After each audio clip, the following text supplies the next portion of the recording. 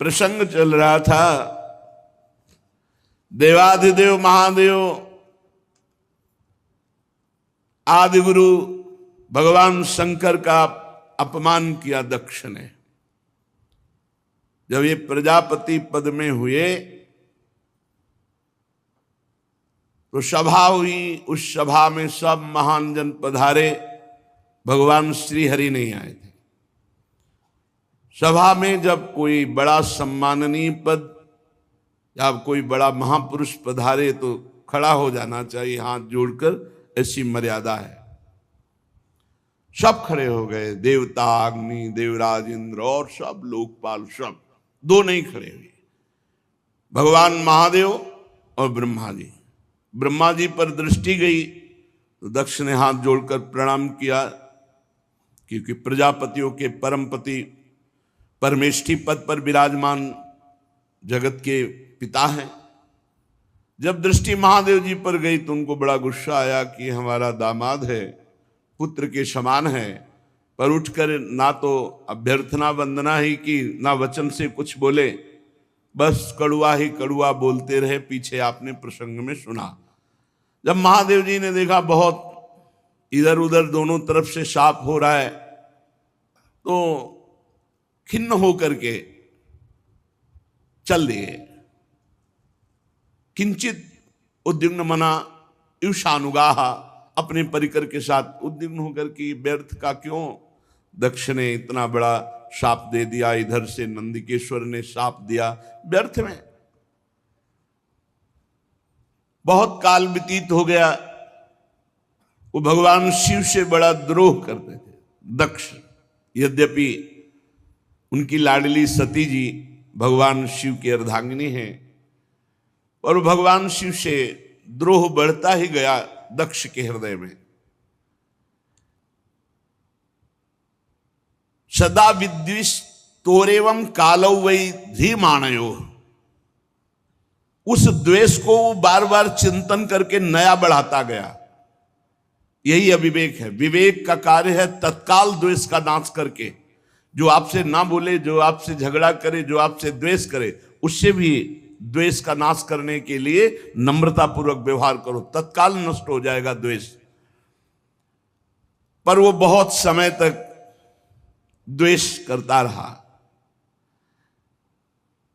जब कोई महापुरुष से द्वेष करे और उसकी उन्नति हो तो जान लेना ये उन्नति नहीं है, ये उसको ऊपर चढ़ाकर पटकने के लिए व्यवस्था की गई। उसी समय ब्रह्मा जी ने प्रजापति तो पहले ही बना दिया था, प्रजापतियों का अधिपति बना दिया। प्रजापति नाम सर्वेशा माधिपत्य स्मयो भवत, और बढ़ा दिया, समस्त प्रजापतियों का अधिपति। अब तो और अहंकार बढ़ गया। भगवान शंकर को नीचा दिखाने के लिए ब्रह्म ऋषियों को निमंत्रण दिया और वाजपेय यज्ञ किया, बिल्कुल शिव का भाग नहीं दिया। फिर बृहस्पति सौ नामक बहुत बड़ा यज्ञ है ये। जब इस यज्ञ को अनुष्ठान में बड़े बड़े ऋषियों को निमंत्रण, सब भगवत स्वरूपों को निमंत्रण, लेकिन भगवान शंकर के यहां कोई निमंत्रण नहीं, यज्ञ में कोई भाग नहीं।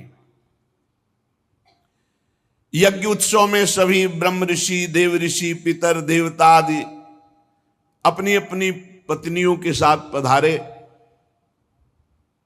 सबका विधिवत स्वागत किया दक्ष ने। खास बात यहां थी कि जो और बहनें थी सती जी की, तो कैलाश के ऊपर ही से विमान से चर्चा करते हुए जा रही थी। बड़ा निमंत्रण दिया है पिताश्री ने, बहुत आदर पूर्वक ऐसा।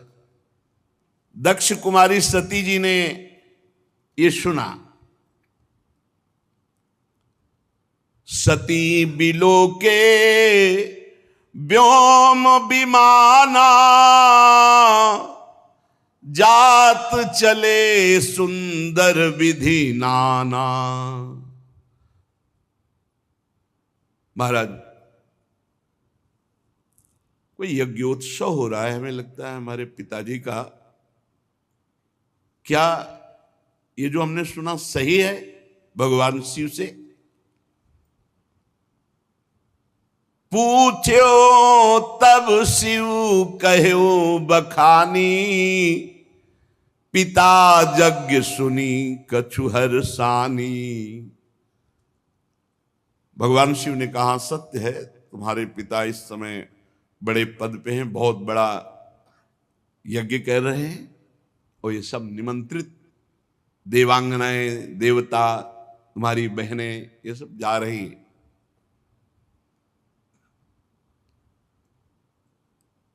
आप प्रभु मेरी भी इच्छा हो रही, मैं भी जाऊं। जो महेशु मोहिया यसु देही, कछु दिन जाई रहो मिसिए ही। यदि भगवान शिव की आज्ञा हो तो मैं भी उत्सव में सम्मिलित हो जाऊं, वहां जाके दर्शन करूं। पिता भवन उत्सव परम, जो प्रभु आयसु होई, तो मैं जाऊं कृपायतन, सादर देखन सोई। यदि स्वामी का करुणा में प्रभु का आदेश हो तो मेरे पिताजी के यहां बड़ा उत्सव हो रहा है, आपने ही अभी बताया, तो मैं जाऊं, उस उत्सव में सम्मिलित हो जाऊं। क्योंकि जानती भगवान शिव जाएंगे नहीं, बहुत बड़ा द्वेष मानते हैं दक्ष, तो अपने हृदय से इतना प्रियता है माता में, पिता में। अम्बा जी कहती है यदि आपका आदेश हो तो मैं जाऊं। अपने स्वामी, अपने प्रीतम से जो द्वेष करता है, अपमान करता है, निंदा करता है, शाप दे दिया, अब प्रधानता प्रियतम की होनी चाहिए या पिता पक्ष की? भगवान शंकर ने कहा कहेहु नीक मोरेहु मन भावा, यह अनुचित नहीं नेवत पठावा। ठीक कह रहे हो, मुझे भी अच्छा लग रहा है, अपने पिता के यहां जाना चाहिए, पर उन्होंने निमंत्रण नहीं दिया। सबको विश्व में निमंत्रण दिया है, पर हमें निमंत्रण नहीं दिया। ब्रह्म सभा हमसन दुख माना, तेहि ते अजहु करहि अपमाना।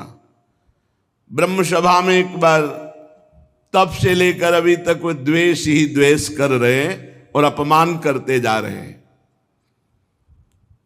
जो बिनु बोले जाहु भवानी, राही न सीलु स्नेहु न कानी। मुझे लगता है कि बिना बुलाए तुम्हें जाना नहीं चाहिए, नहीं तो तुम्हारा सील, स्नेह, शांति, मान, मर्यादा सब भंग हो जाएगी। नहीं जाना चाहिए। तो अंबाजी ने भगवान शिव की तरफ प्रश्नवाचक दृष्टि से देखा। महाराज, सारी बात तो आपकी ही है, यदि आप खड़े हो जाते तो मेरे पिता क्यों नाराज होते और ये समस्या ही ना बनती। भगवान शंकर ने कहा तुयोदितम शोभनमेव शोभने, अनाहुता अप्यभियंति बंधुषु। सुंदरी, तुम कह सकती हो कि उठ के खड़े होना, प्रणाम करना, अभ्यर्थना करना, आपने क्यों नहीं किया? देहाभिमान से उत्पन्न हुए अहंकारी को हम कभी सम्मान नहीं करते। भगवान शिव क्या कह रहे? देहाभिमान जिसके छाया है, ऐसे अहंकारी, मदाभिमानी, द्वेषी, इनका हम सम्मान नहीं करते।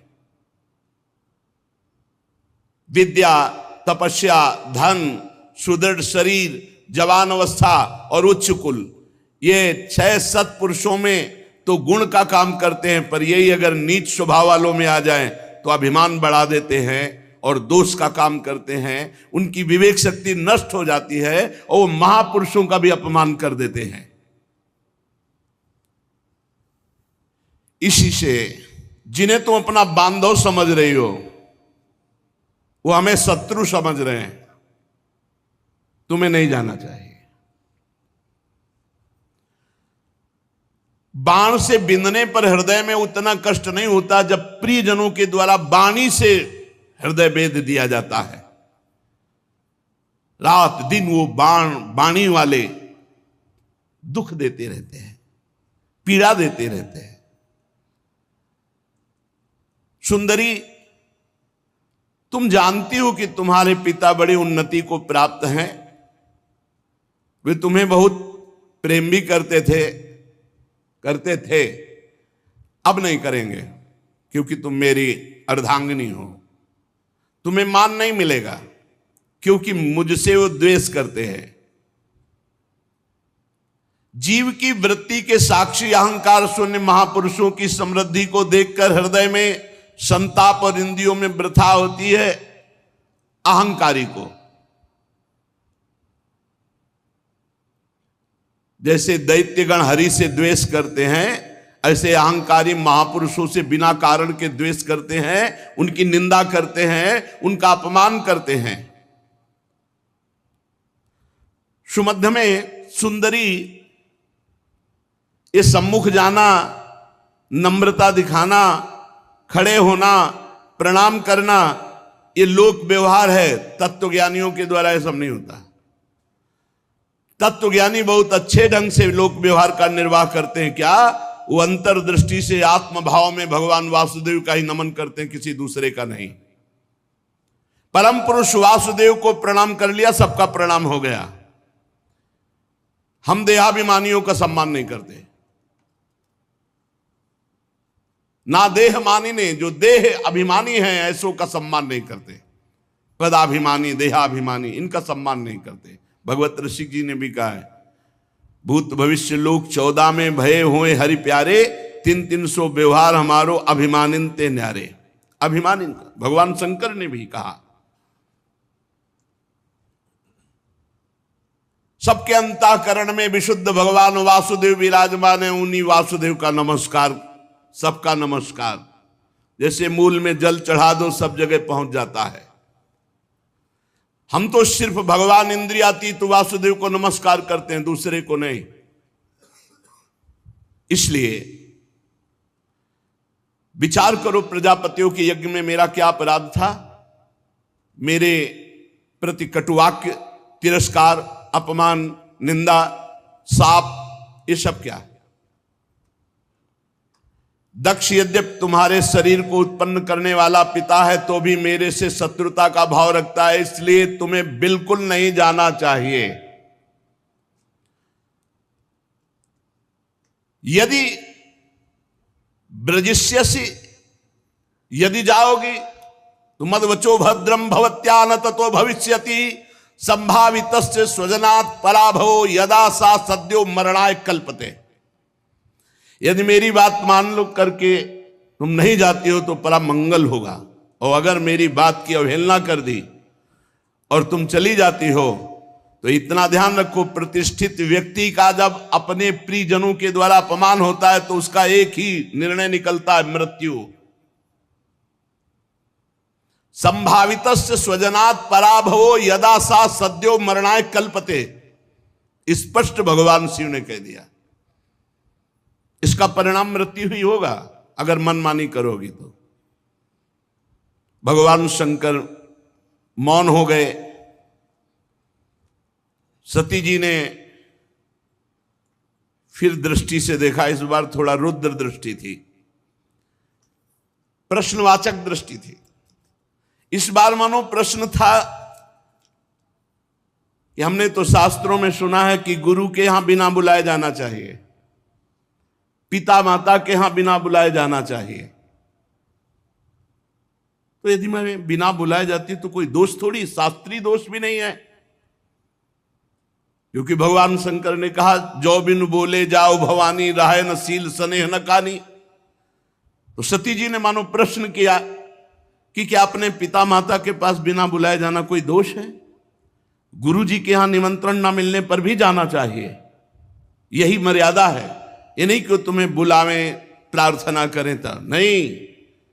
जदपि मित्र प्रभु पितु गुरु गेहा, जाई बिनु बोले हूं न संदेहा। भगवान शिव ने कहा प्राण प्यारा मित्र बिना बुलाए जाना चाहिए, इष्ट देव के यहां, स्वामी के यहां बिना बुलाए जाना चाहिए, गुरुदेव के यहां बिना बुलाए, और माता पिता के यहां। ये 4 जगह है जहां निमंत्रण की परवाह नहीं की जाती। परम प्राण प्रिय मित्र, स्वामी का गृह, और गुरुदेव और माता पिता। भगवान शंकर ने कहा ठीक सिद्धांत है ये, पर तदपि विरोध मान जहां कोई, तहां गए कल्याण न होई।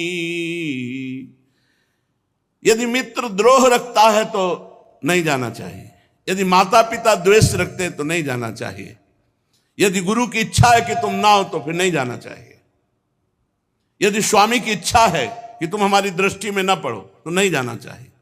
तदपि विरोध मान जहां कोई, तहां गए कल्याण न होई। भगवान शिव ने कहा वहां नहीं जाना चाहिए। भांति अनेक शंभु समुझावा,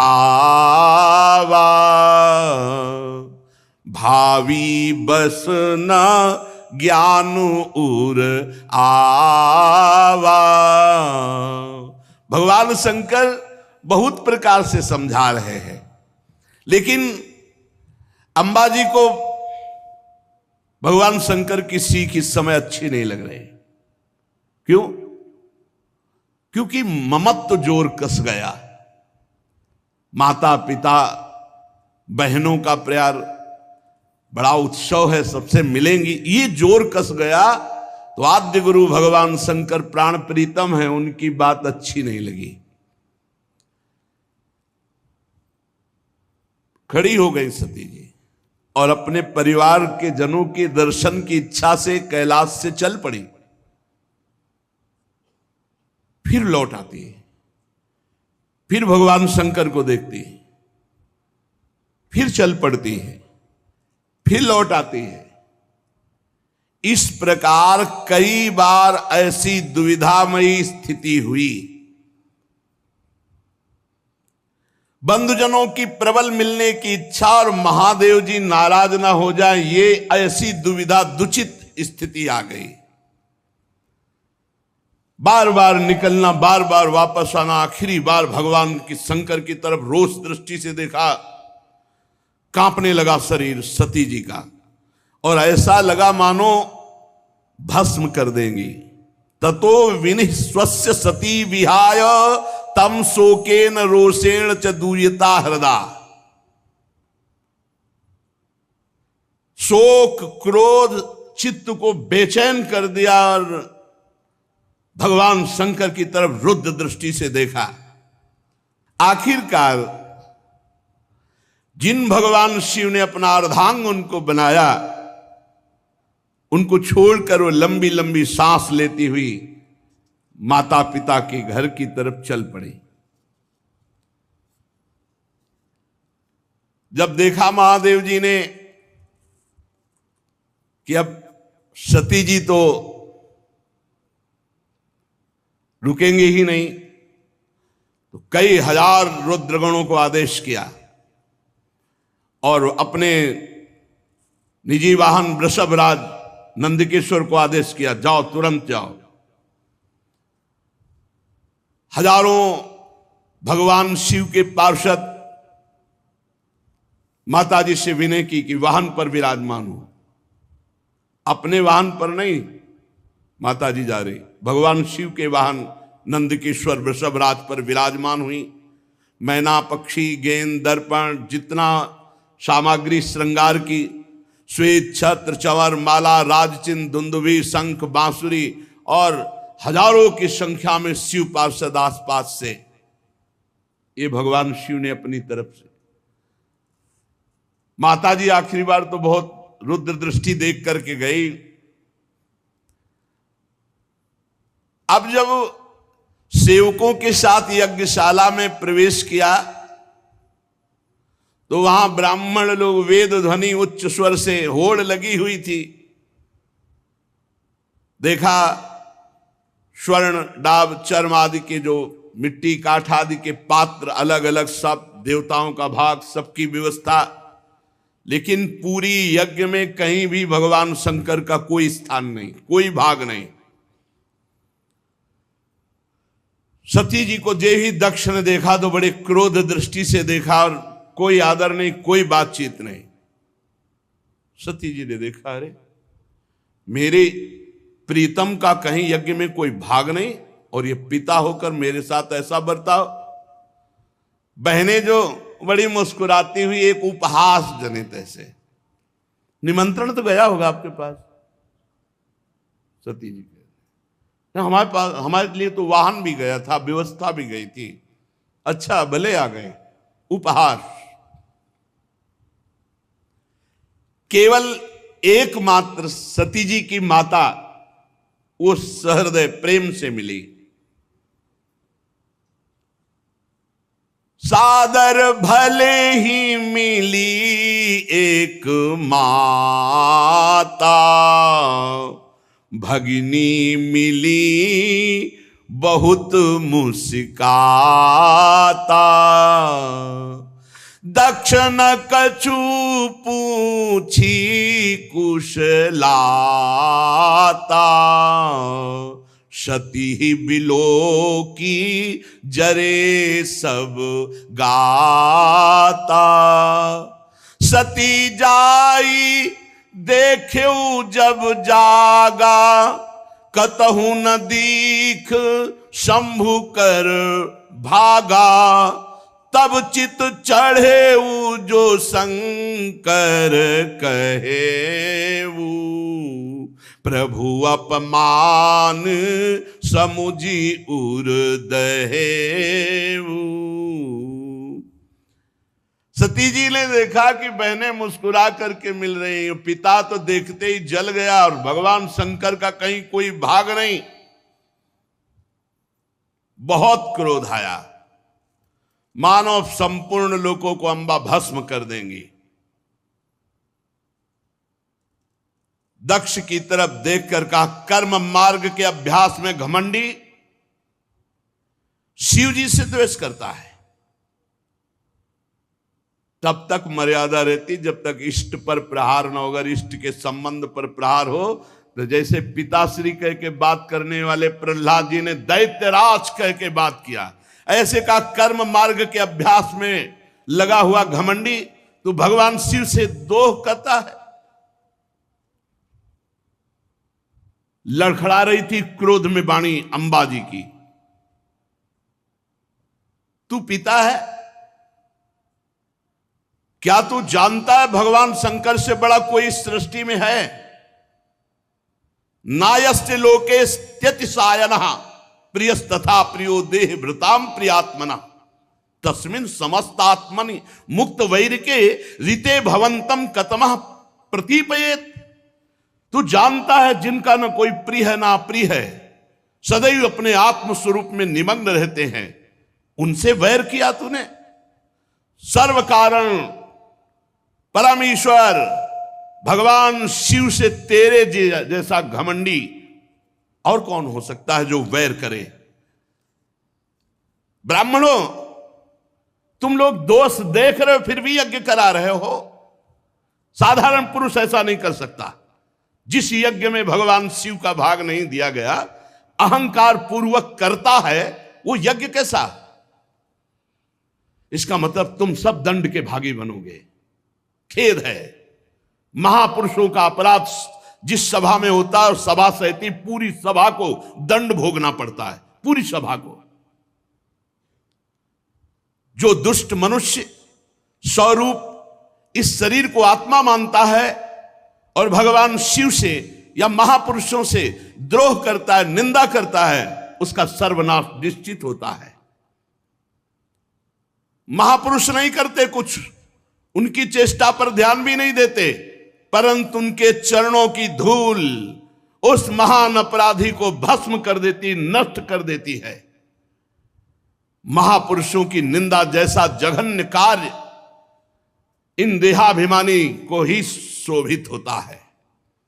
शिव, ये दो अक्षर एक बार जिसकी मुख से निकल जाए तत्काल समस्त पापों का नाश करके परम पद प्रदान कर देते हैं। शिव, भगवान शंकर की आज्ञा का कोई उल्लंघन त्रिभुवन में कर सके? पवित्र कीर्ति मंगल में मेरे स्वामी शंकर से द्वेष करता है पिता, तू अमंगल रूप है, तेरा सर्वनाश निश्चित है। अंबा जी बोली, अरे भगवान शिव तो महापुरुषों के भी महापुरुष है, जिनका मन मधुकर ब्रह्मानंद रस में डूबा रहता है, जिनके चरणों की सेवा के लिए सनक सनंदन सनातन सनत कुमार बड़े बड़े ब्रह्म ऋषि याचना करते हैं। उन विश्वबंधु विश्व आत्मा भगवान शिव से वैर तेरे जैसा अहंकारी ही कर सकता है। अरे भगवान शिव स्मशान भूमि की चिता को लगाते हैं, नरमुंडों की माला पहनते हैं, जटा बिखेरे भूत पिशाच साथ रखते हैं, पर उनके चरणों से गिरे हुए निर्माल्य को ब्रह्मा आदि बड़े बड़े देवता मस्तक पर धारण करते हैं। निरंकुश, धर्म मर्यादा विहीन, अय दक्ष, जब मेरे स्वामी ये कहेंगे आओ दक्षायणी, तो मैं सुन नहीं पाऊंगी, क्योंकि शरीर से तेरा संबंध है और तू मेरे प्रीतम से द्रोह करता है, निंदा करता है। जब अपने स्वामी की कोई निंदा करे तो शरीर में सामर्थ्य हो तो उसकी जबान काट ले, नहीं तो कान बंद करके निकल जाए। अंबा जी कह रहे, करुणों पिधाए निर्याद्यत कल्प ईशे धर्मा वितर स्तृणभिर नभिरस्य माने छिंदात प्रसई रुसती मसतीम प्रभुश्चे जिभ्याम। या तो कान में अंगुली डाल करके सभा से निकल जाए और या उसकी जबान काट दे जो अपने इष्ट की, अपने स्वामी की निंदा कर रहा हो। बकवाद करने वाली अमंगल रूप दुष्ट जिह्वा को काट डाले। दोनों इस समय में नहीं कर सकती, ना कान में अंगुली डाल के यहां से जा सकती हूं और ना तेरी जबान काट सकती हूं, इसलिए मैं अपने प्राण तो दे सकती हूं। सती जी ने कहा, भगवान नीलकंठ शिव की निंदा करने वाले, तेरे से शरीर संबंध रखता है कि तू पिता कहलाता इस शरीर का। तो जैसे कोई भूल से गंदी वस्तु खा ली जाए तो उसे वमन किया जाता है, ऐसे भूल से मैं तेरे यहां पुत्री हुई हूं आकर, और तू मेरे प्रीतम का द्रोही है, इसलिए मैं इस शरीर को नहीं रखूंगी, क्योंकि शरीर तेरे से संबंध रखता है। महामुनि जिनके चरणों का आश्रय लेकर स्वरूप में रमण करते हैं, जो विधि निषेध से परे तत्व हैं, उन प्रभु शिव की अवहेलना। अरे अज्ञानी, तुझे पता नहीं मेरे प्रीतम शिव क्या है। पिताजी, यदि तू ये नहीं जानते हो कि भगवान शंकर परब्रह्म परमात्मा हैं, तो हमारा ऐश्वर्य भी तुम नहीं जान सकते हो। हमारा ऐश्वर्य सिर्फ आत्मज्ञानी महापुरुष जानते हैं, क्योंकि भगवान शिव सदैव वट वृक्ष के नीचे रहते हैं। चिता की राख, मुंडों की माला, चंद्रमा मस्तक पर, गंगा जी जटाओं पर, हर समय ध्यानस्थ या भगवत चर्चा परायण, कोई लौकिक सामग्री नहीं, और जो झुका उसे विश्व बंदनी बना दिया, महाऐश्वर्य में बना दिया। सती जी कहती, पिताजी हमारा ऐश्वर्य अव्यक्त है, आत्मज्ञानी ब्रह्मबोध संपन्न महापुरुष हमारा ऐश्वर्य जान सकते हैं, तुम्हारे जैसे देहाभिमानी नहीं। ये यज्ञशालाओं में यज्ञान से तृप्त होकर प्राण पोषण करने वाले एक कर्मठी देवता या तुम्हारे जैसे यज्ञ करता मेरे स्वामी के वैभव को नहीं जान सकते। भगवान शंकर का अपराध करने वाले अपराधी आपके इस शरीर से उत्पन्न हुए निंदनीय देह को अब एक क्षण मुझे नहीं रखना। लज्जा आती ही मुझे इस शरीर पर कि मैं दक्ष पुत्री हूं। मेरे प्राण प्रीतम शिव का अपराध करने वाले, तुझे धिक्कार, और तेरी पुत्री कहलाने वाले शरीर को धिक्कार। अगर मैं वापस जाती हूं, भगवान शिव कहेंगे आओ दाक्षायणी, दक्ष पुत्री आओ, ये मैं नहीं सुन सकती। ये मैं नहीं सुन सकती कि भगवान शिव का अपमान करने वाले शरीर से हमारा संबंध है। उत्तर दिशा की तरफ मुख करके मौन होकर बैठ गई, आचमन किया, पीला वस्त्र ओढ़ा, आंख मूंद करके योग मार्ग में स्थित हुई। तत्काल आसन बांधकर प्राणायाम, प्राणवायु को नाभि चक्र का भेदन करते हुए उदान वायु को नाभि चक्र से ऊपर उठा करके अनिंदिता महामहिमामयी सती हृदय स्थित वायु को कंठ मार्ग से भ्रकुट के बीच में लाकर और सबके परम पूजनीय अपने प्राण प्रीतम भगवान शंकर का ध्यान, और ध्यान करते हुए अंदर से मांगा, बार बार मेरा जन्म हो और मेरे पति जगत गुरु भगवान शंकर हो। अंतिम समय ध्यान में यही मांगा कि बार बार मेरा जन्म हो और हर जन्म में हमारे पति जगत गुरु भगवान शंकर हो। बस भगवान शंकर के ध्यान में तन्मय होकर सब कुछ भुला दिया।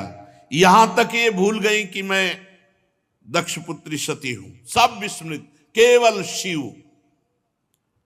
तुरंत आग लग गई, चरणों से लेकर पूरे शरीर में आग लग गई। भगवान शिव के चिंतन में तन्मय और अपने प्राण त्यागने की जे भी धारणा की तो योगाग्नि प्रकट हो गई अंबा जी के शरीर में। हाहाकार मच गया, पूरे शरीर में दिव्य आग। समस्त देवता जो यज्ञ में सब कोलाहल मच गया, भागे सब इधर उधर भागे कि अब तो आतंक हो जाएगा, अब तो सर्वनाश का खेल होगा।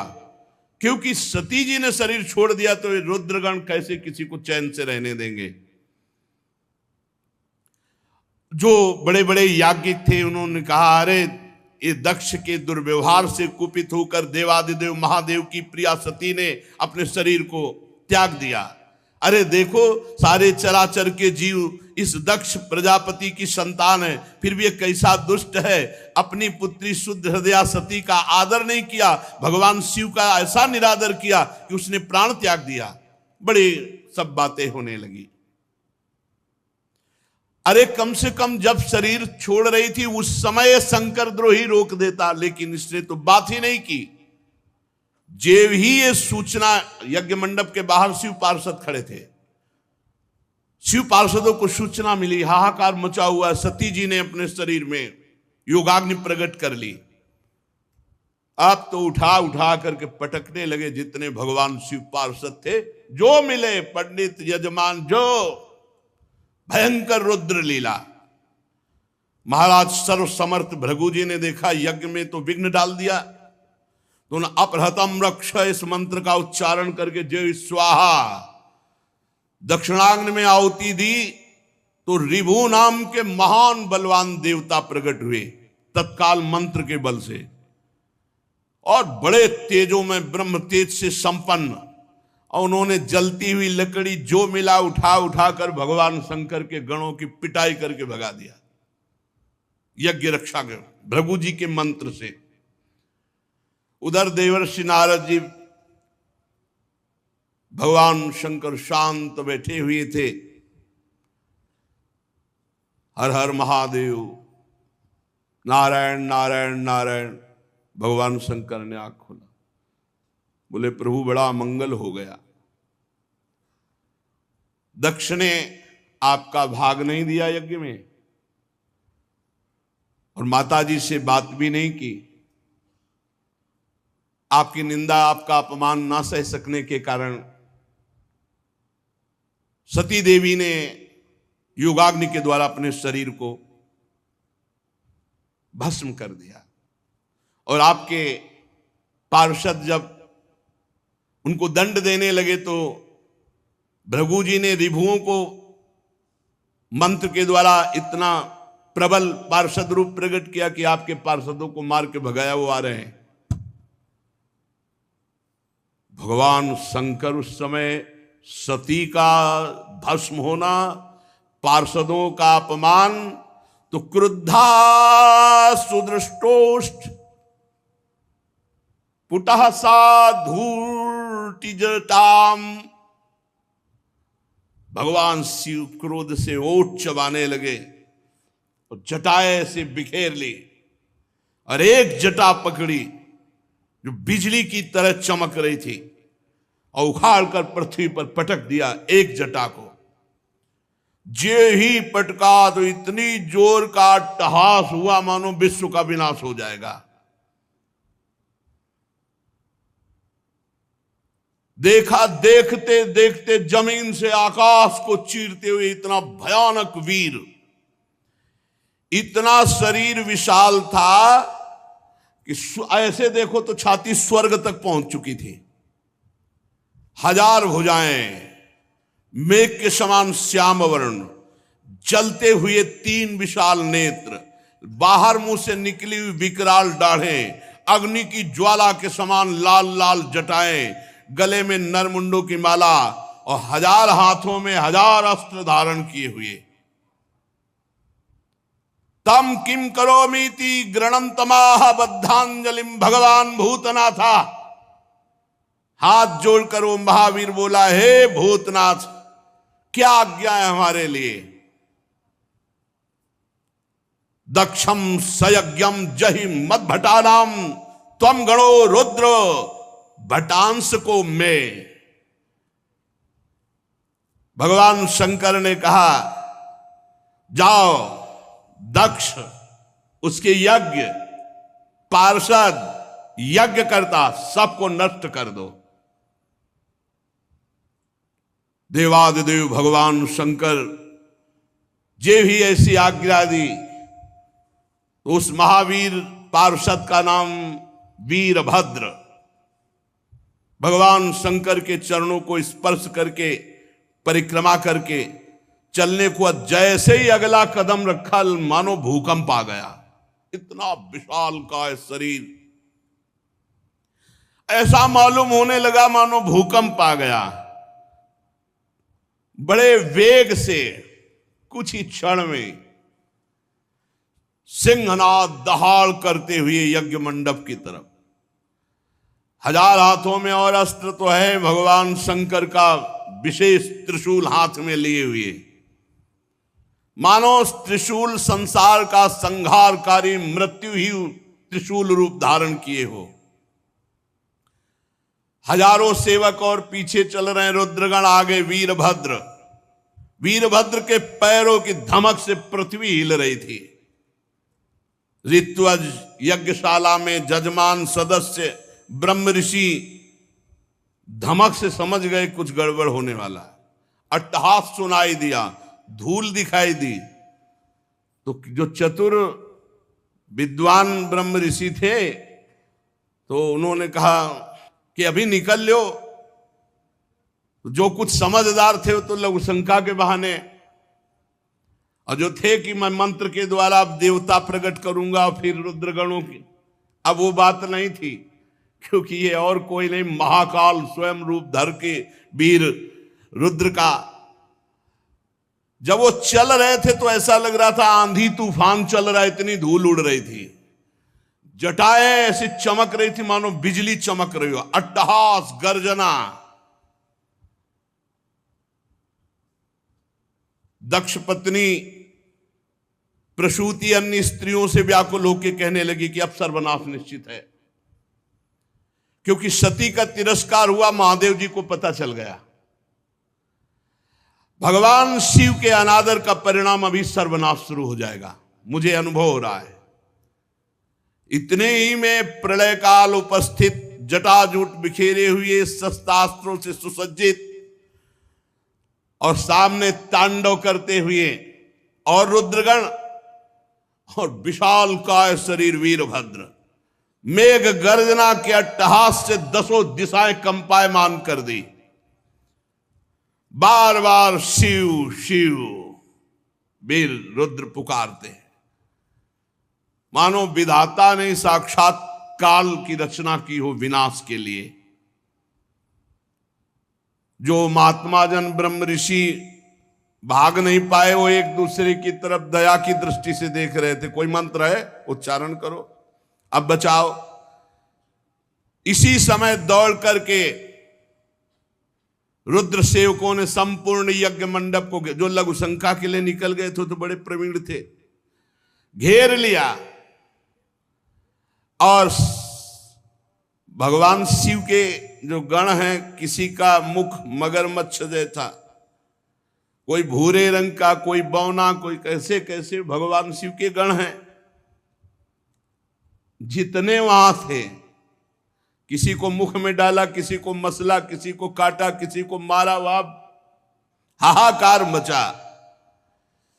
किसी ने यज्ञशाला के खंभों को तोड़ दिया, किसी ने यज्ञ के पश्चिम भाग को नष्ट कर दिया, किसी ने सभा मंडप को, किसी ने उत्तर भाग को, किसी ने यजमान गृह को, किसी ने पाकशाला को, किसी ने यज्ञ के पात्र जो देवताओं के भोग,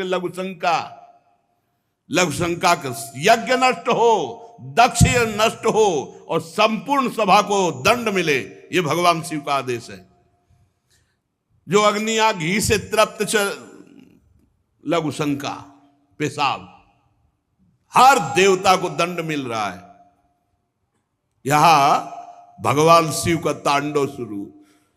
रुजुर यज्ञ पात्राणि तथैकेगाग्नीन नाशयन कुंडेषु मूत्रयन केचित भिदुर्वेद मेखला। कोई यज्ञ कुंड में पेशाब कर रहा है, कोई वैदिक जो मंत्रों से मेखला सूत्रों से सुरक्षित रखा गया तोड़ दिया। कोई भी अग्नि वहां सुरक्षित नहीं थी जिसमें लघुशंका न की हो, सब बुझा दी। जो बड़े बड़े ऋषि शुरुआत लिए थे, पकड़ पकड़ के दाढ़ी मार पिटाई दक्षगण। भगदड़ मच गई पूरी यज्ञशाला में। जो देवता भागे उठा के पटक दिया। मणिमान जी ने भृगु जी को, जो देवता विभू प्रकट किए थे, बांध लिया, उठा के पटक दिया और छाती में धर करके चरण उनकी दाढ़ी उखाड़ी। चंडीस ने पूखा को, जब वो साप दे रहे थे ना, देखते जो हंस रहे थे, और जब सती जी नाराज होके बोल रही थी तब हंस रहे थे, तो चंडीस ने पहला घूंसा मारा कि 32 उनके बाहर निकल आए। जो पूषा देवता थे, नंदीश्वर ने भग देवता को पकड़ा हो, आंख दिखा दिखा के दोनों आंखें फोड़ दी। और वीरभद्र ने प्रजापति दक्ष को ऐसे, जैसे बाज अपने पंजे में पकड़ लेता छोटे पक्षी को, ऐसे दक्ष प्रजापति को पकड़ा। भगवान शंकर के रुद्रों की जो सेना थी, भयंकर लीला शुरू हुई। बड़े बड़े देवता गिरा के मार पत्थर कुचल रहे हैं।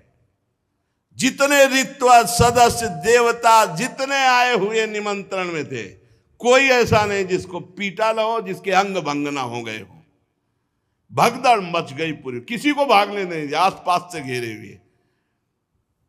भृगु जी सुरुआ हाथ में लिए थे।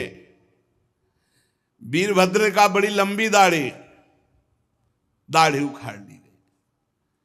जो प्रजापति ऐसे मुछ ऐठे हुए सब बैठे थे, महादेव जी के पार्षदों ने मुछ उखाड़ ली, किसी की दाढ़ी उखाड़ ली, दांत तोड़ दिए, आंख फोड़ दिए। भारी देवादिदेव महादेव जी के पार्षद, इस समय न कोई मंत्र काम कर रहा है ब्रह्म ऋषियों का, न साप काम कर रहा है कि जाओ कुछ नहीं, जल लिए रहो हाथ में, कुछ नहीं। ये शिव प्रताप है।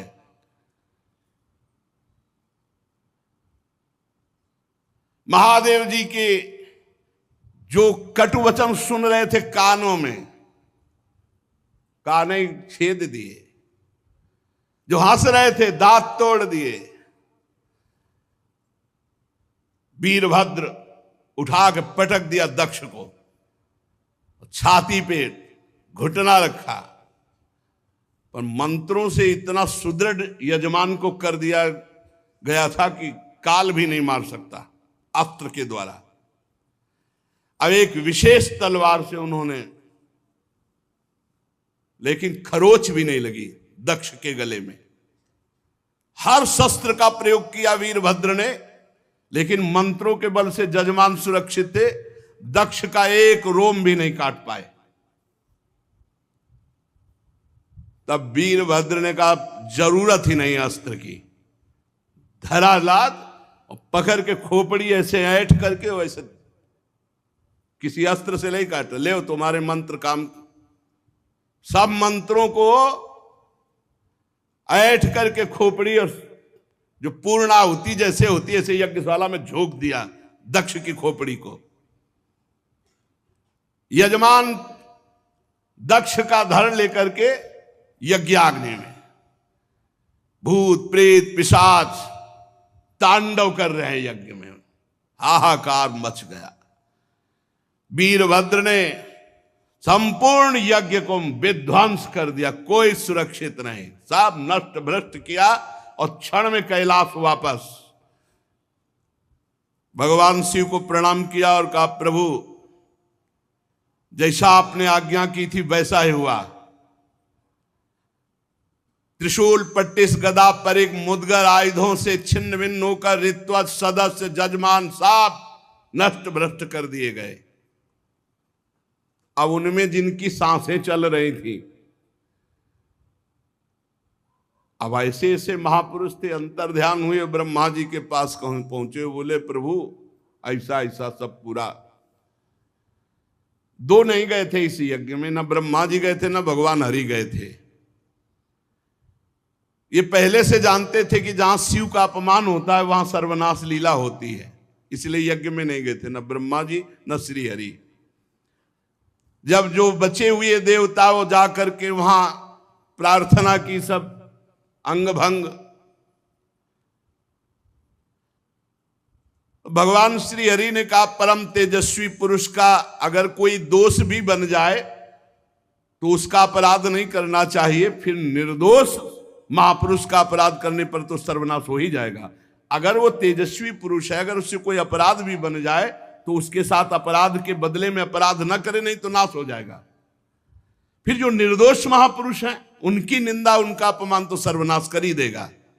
और फिर तुम लोगों ने भगवान शंकर का अपमान, भगवान शंकर की निंदा, भगवान शंकर को भाग न देना। चलो अब जो हुआ सो हुआ, सब चलो भगवान शंकर के पैर पकड़ो।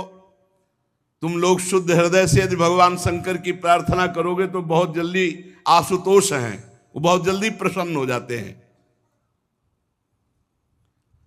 दक्ष के दुर्वचन, दक्ष का अपमान, प्रिया सती का वियोग, इसलिए तुम यदि मंगल चाहते हो, दूसरा संकल्प ना बनने पावे, सब चलो भगवान शंकर के पैर पकड़ो, चल के क्षमा अपराध मांगो। अगर दूसरी बार कुपित हो गए तो लोकपालों के सहित लोक के लोक भस्म हो जाएंगे, किसी की ताकत नहीं कि बचा सके। भगवान ने ऐसा कहा। भगवान रुद्र परम स्वतंत्र हैं, उनकी सामर्थ्य को न तो कोई ऋषि मुनि जानता, न कोई देवता जानता है, न देवराज इंद्र जानते हैं, न यज्ञ स्वरूप और कोई, और यहां तक कि मैं स्वयं नहीं जानता हूं क्यों कितने सामर्थ्यशाली हैं। इसलिए एक ही उपाय है, चलो सब चरण पकड़ लो भगवान शंकर की।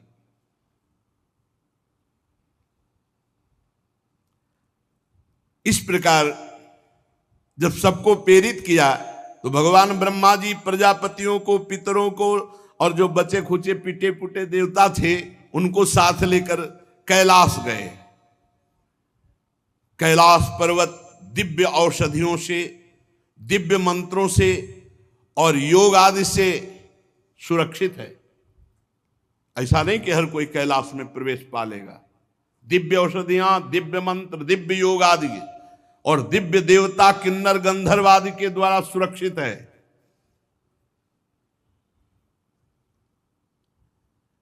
मणिमय शिखर कैलाश पर्वत के विभिन्न दिव्य धातुओं से युक्त है।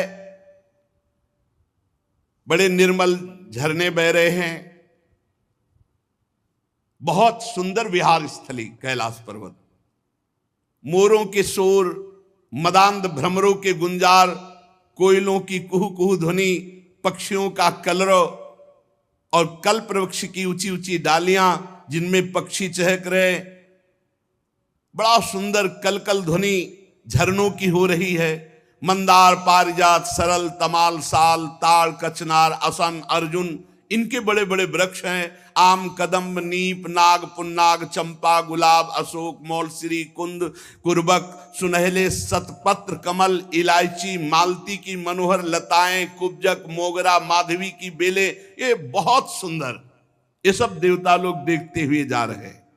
कटहल, गूलर, पीपल, पाकर, बड़, गूगल, भोज वृक्ष, औषधि जाति के पेड़, केले, नाना प्रकार के सुपारी, राजपूग, जामुन, खजूर, आमड़ा, आम, पियाल, महुआ, लिशौड़ा, ये बड़े बड़े वृक्ष।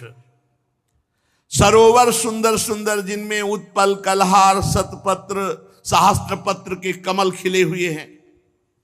झुंड के झुंड पक्षी वहां भ्रमण कर रहे हैं। हरिन, बानर, जंगली सुअर, सिंह, रीछ, शाही, नीलगाय, सरब, बाघ, कृष्ण मृग, भैंसे, करणांत, एक पद, अश्वमुख, भेड़िया, कस्तूरी मृग, ये सब झुंड के झुंड बनाकर, और देखा कि उसके चारों ओर नंदा नाम की दिव्य नदी, जिसमें केवल देवी सती ही स्नान करती थी। परम पवित्र कैलाश पर्वत की रमणीयता को देवता बड़े आश्चर्यचकित होकर देखते हुए जा रहे हैं। वहां अलका नाम की एक सुरम्यपुरी सौगंधिक वन देखा, जिसमें सुगंध फैलाने वाले सौगंधिक नाम के कमल खिले हुए थे। नंदा और अलकनंदा नाम की दो नदियां कैलाश के आसपास। तीर्थपाद श्री हरि के चरण रज के संयोग से अत्यंत पवित्र अलकनंदा, देवगंगा। अलकापुरी चांदी, सोने, बहुमूल्य मणियों, सैकड़ों विमानों से छाए। इसके बाद जैसे बिजली चमकती है, ऐसे तेजों में शिखर कैलाश के। कुबेर भगवान के सेवक शंकर जी के हैं। अलकापुरी कुबेर की राजधानी है। उसको छोड़कर जब आगे बढ़े तब देखा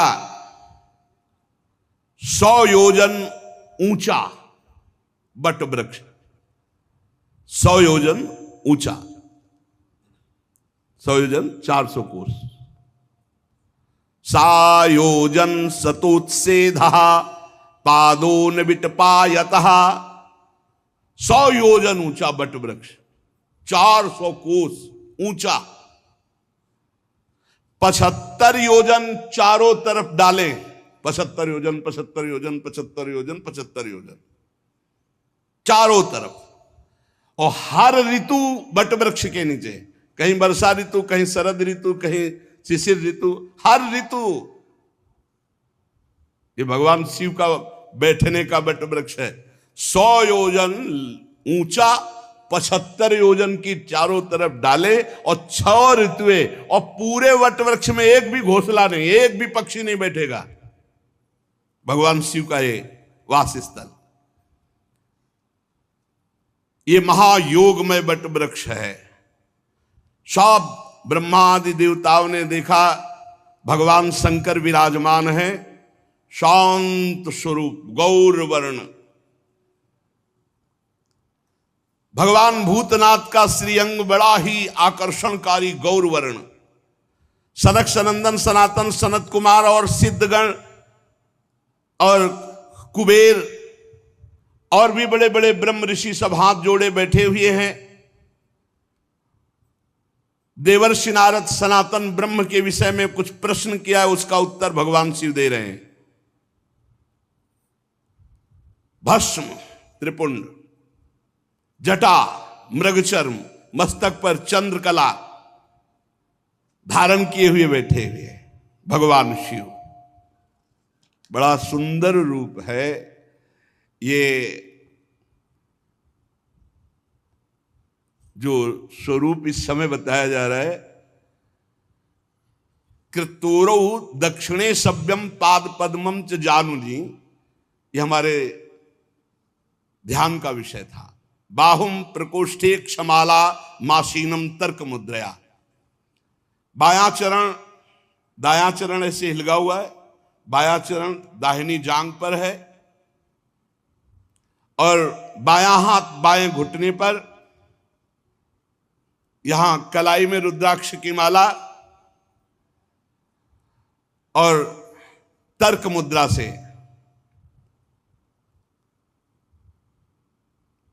भगवान शिव ऐसे बाएं इसमें, बायां पैर दाहिनी जांग पे, दाहिना चरण हिलिक रहा है। और योग पट्ट कहते हैं काठ की बनी हुई टहनी, टेकनी जिसमें ऐसे वो ऐसे दाहिनी तरफ लगी हुई।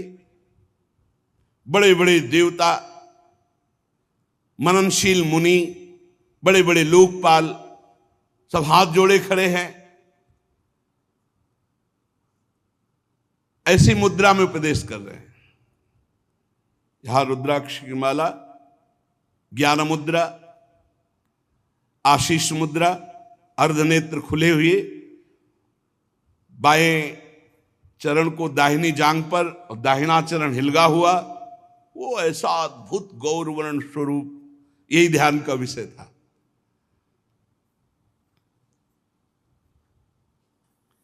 समस्त देवता दैत्यों के अधिपति ब्रह्मादि सब महादेव जी के चरण कमलों की वंदना की। जी देखा ब्रह्मा जी आए, भगवान शिव आसन से खड़े हो गए और सिर झुकाकर ब्रह्मा जी की वंदना की। चारों ओर महर्षियों से, अन्यान्य सिद्ध गणों से सब घिरे हुए महादेव जी को, और ब्रह्मा जी भी नमस्कार मुद्रा में, और भगवान शिव ब्रह्मा जी को नमस्कार। चंद्रमौली भगवान शिव बड़ी गंभीर मुद्रा में से हंसते हुए ब्रह्मा जी ने कहा, जाने त्वामीशं विश्वस्य जगतो योनि बीजयो शक्ति शिवस्य च परम यत्तत् ब्रह्म निरंतरम। मैं जानता हूं स्वामी, आप संपूर्ण जगत के रचयिता है, पालन करता है और संहार करता है। ब्रह्मा जी कह रहे हैं विश्व की योनि शक्ति और विश्व के पुरुष शिव स्वरूप आप ही पर ब्रह्म है, आपसे ही संपूर्ण सृष्टि प्रकट होती, शिव और शक्ति से। भगवान आप शिव शक्ति से संपूर्ण लीला करते हुए इस जगत को मकड़ी के जाले के समान प्रकट करते हैं, इसी पर खेलते हैं। आपकी ही बांधी हुई वर्णाश्रम धर्म की मर्यादा है। महामंगल में महेश्वर जो आपकी आराधना करते हैं, वो स्वर्ग चाहे तो स्वर्ग, मोक्ष चाहे तो मोक्ष, धन चाहे तो धन, जो चाहे आप प्रदान करते हैं। महानुभाव, हम सब आपको प्रणाम करते हैं, अपने आप को आपके चरणों में समर्पित करते हैं। प्रभु, ये पशु स्वभाव वाले लोगों की गलती पर आप क्रोध न कीजिए। प्रभु आप कृपा कीजिए। ये देहाभिमानी लोग, इनकी नीयत अच्छी नहीं होती। ये दूसरों की उन्नति देखकर रात दिन कूढ़ा करते हैं और बड़े मर्म भेदी अज्ञानी दुर्वचन बोलते रहते हैं। प्रभु आप जैसे महापुरुषों को इनको दंड देना उचित ही है, पर अब शांत हो जाइए। प्रभु ये अज्ञान के द्वारा मारे हुए हैं। देवाधिदेव भगवान आप प्रसन्न होइए। ब्रह्मा जी ने, समस्त देवताओं ने बड़ी प्रार्थना की। कहा प्रभु यदि आप प्रसन्न हैं तो भगत देवता के नेत्र फोड़ दिए गए, उनके नेत्र मिल जाएं। भृगु जी की दाढ़ी जम आवे, जिन जिन के दांत मुंह आंख सब तोड़े गए हैं, सब देवता सबके अंग ठीक हो जाएं। रुद्रदेव जो जहां घायल हुआ है, जो जहां मारा गया है, वो वहीं से जी जाए, उसके अंग जग जाएं। और प्रभु अब कृपा करो, जजमान भी जिंदा होना चाहिए, यज्ञ भी पूरी होनी चाहिए। महादेव जी ने कहा मैं किसी पर नाराज नहीं होता हूं। देखो, भगवान शिव ने कहा मैं किसी पर नाराज नहीं होता हूं। इत्यजे नानुनीतेन भवेन परितुष्यता नाघम प्रजेश बाला नाम वर्णये नानुचिंतये, क्योंकि मैं जानता हूं देव मायाभिभूता नाम दंडस्तत्र धतो मया। ये अपराधी लोग अपने कर्म के परिणाम में खुद नष्ट हो जाते हैं, मैं नाराज नहीं होता हूं। मैं तो केवल ये सावधान करता हूं कि तुम्हारा कर्म ही दंड रूप भयंकर धारण करके तुम्हें नाश कर देगा। ये उनका कर्म ही था जो वीर रुद्र के रूप में गया और नाश कर दिया। चलो, सबके अंग भंग जिनके हुए हैं सबके अंग नवीन जागृत हो जाएं। जागृत हो गए। भग देवता, मित्र देवता, भृगु, जिसका जो जो कुछ नष्ट हुआ वो सबके पूषा के दांत नए नहीं लगेंगे। अब हलुआ का भोग लगेगा इनको, बहुत खिल्ली उड़ा रहे थे, इनके दांत नहीं आएंगे केवल, और सबके अंग आ जाएं। अब इनके पिसा हुआ भोग लगेगा। और दक्ष प्रजापति का सिर तो जल गया, बकरे का सर लगा दिया जाए, भगवान शिव ने कहा, और यज्ञ पूरी की जाए, और यज्ञ का आखिरी भाग मेरा, तो यज्ञ पूरी हो जाएगी। जिनकी भुजाएं टूट गई हैं याज्ञिकों में से, तो अश्विनी कुमार की भुजाओं से, भृगु जी की दाढ़ी भृगु जी जैसी नहीं जगेगी, बकरे जैसी जगेगी। याद तो रहेगा इनको। भगवान शंकर के वचन सुनकर ब्रह्मा जी बोले धन्य है, धन्य है। अरे किसी तरह प्रसन्न तो हो गए। धन्य नहीं तो दोबारा तीसरा नेत्र खोल देते तो लोक और लोकपाल सब भस्म हो जाते।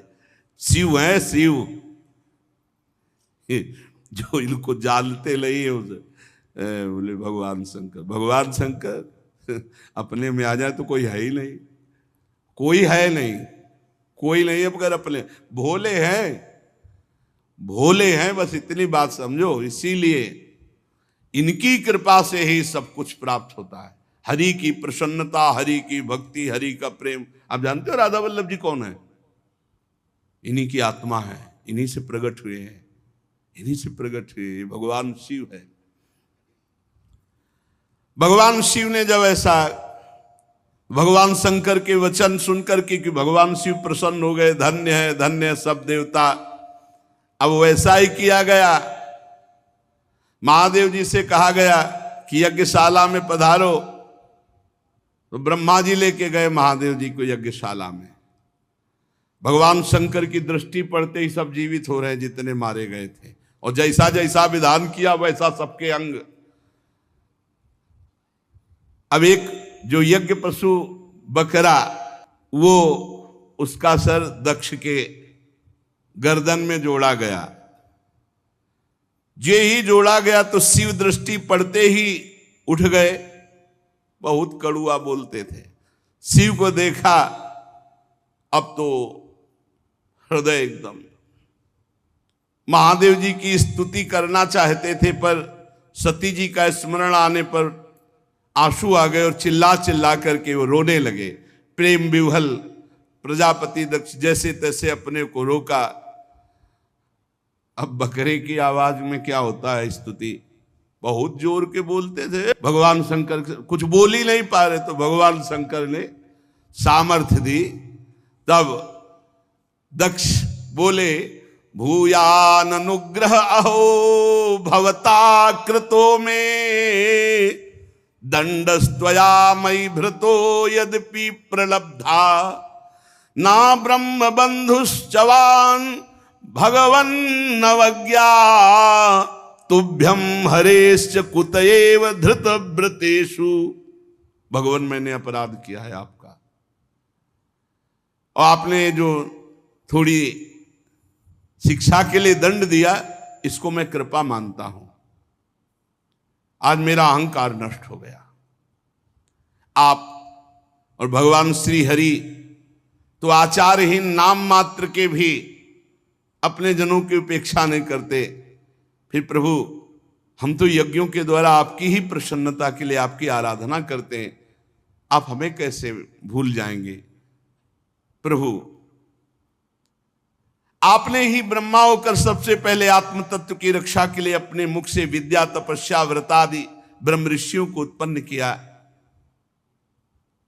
प्रभु मैं आपके तत्व को नहीं जानता हूं, मैंने भरी सभा में आपको अपने वचनों से बेधा था, किंतु आज मैं फल पा गया। अगर आप आशीष न देते तो आज के बाद शब्द ही नहीं निकलता। प्रभु मेरे अपराध क्षमा कर दो। पूज्यतम महानुभावों को अपने जनों के अपराध क्षमा करने ही पड़ते हैं। आप अपनी करुणा भरी दृष्टि से मुझे उबार लो।